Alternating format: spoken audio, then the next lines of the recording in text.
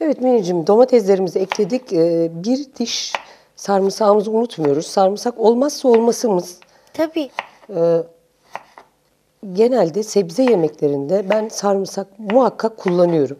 Zaten bir antibiyotik biliyorsun. Aynen.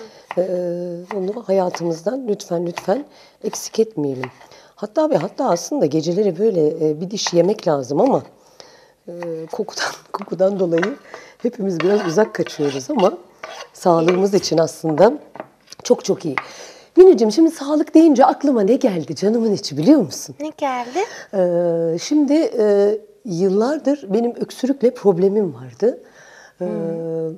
Nasıl anlatayım sana? Ne denediysem olmadı. Doğal bir yol denedik. Annemden Allah razı olsun. Bildiğimiz siyah turp. Aa. Evet, şaka değil gerçekten. Onunla ilgili kısa bir videomuz var. İzleyelim mi? Tabii ki. Hadi izleyelim canım. Değerli izleyicilerimiz, inanın günlerdir öksürükle uğraşıyordum ve cebelleşiyordum. Ne denediysem olmadı. Hakikaten normal hayatımı, günlük hayatımı artık zedelemeye başlamıştı.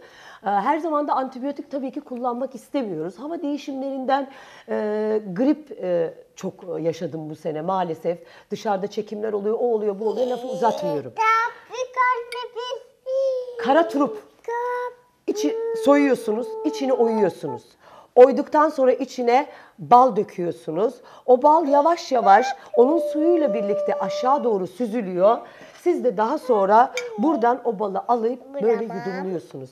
İnanın dün gece o kadar rahat uyudum ki kesinlikle herkese bu tarifi tavsiye ediyorum. Ne gribim kaldı, ne öksürüğüm kaldı.